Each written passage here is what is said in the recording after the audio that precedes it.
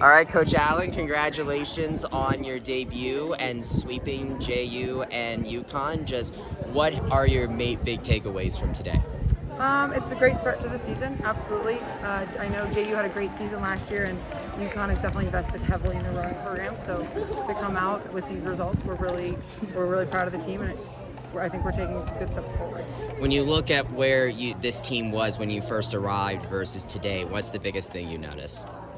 Well, they're definitely fitter, which is good, and I think they're understanding how to support each other even when times are tough. And I think that lesson is going to come incredibly valuable when you have both to either side of you, and you need to go, and you need to trust that everyone's going to go, and knowing that, like, even if you have a wobble or a missed stroke, as we saw in some of the races today, that we can regroup, refocus, and just get right back to work. Which boat really stood out to you today with their performance? Like, did they overperform what you expected of them, or just what? I don't know. I think they all, in their own way, had great performances. I know that the third eight caught a little bit of a crab and came back and stuck it out and got the win, which was great to see. The fours each had really dominant performances, and then the second eight, just the way they charged the line with last 500, and then I'd say the first eight, the way they charged the first 500 was really impressive. So definitely some really good parts to everyone's race, and also definitely some things to work on. How do you decide how to kind of your makeup of each boat? Yeah, it's a great question. It's a factor of a few things. It's not just, okay, who's the strongest or the fittest, or who rows the best, but who rows well, who's strong, and third 500, who's going to really fight when it's the hardest to fight. So it's a few different factors, and everyone has their different strengths, and we just want to put a lineup together where there's no one weakness to the boat, because everyone's strengths covers everything we need to have covered.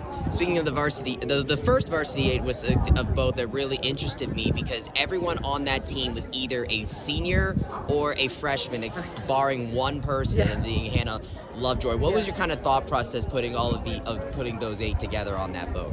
Yeah, each of them bring a very strong work ethic and have been performing well at practice. So it wasn't on purpose, but I think the seniors are definitely really focused with this being their last year and their last chance at it, and then the freshmen it being their first. So I think there's a lot of enthusiasm with both of those classes.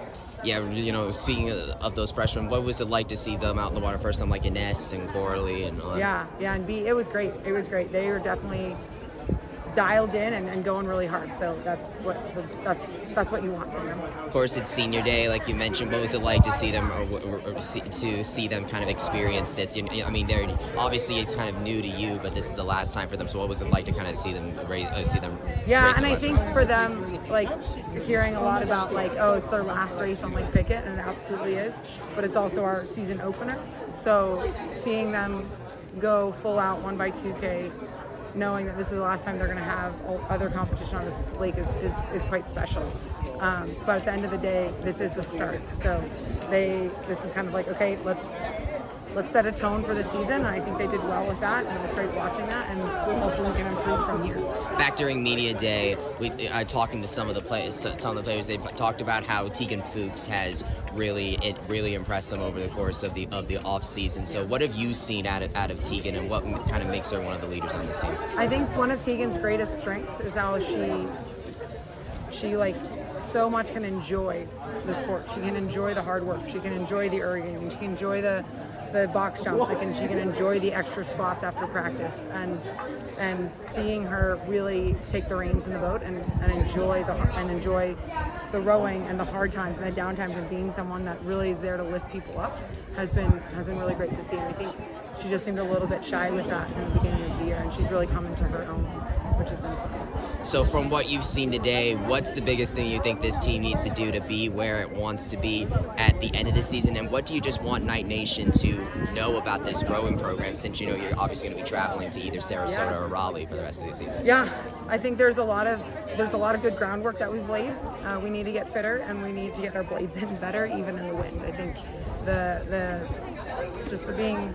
the rowing mechanics of it can definitely improve, and overall, like, just we need to keep pushing the fitness. The biggest thing to know about our team in this sport is that it is a power fitness sport.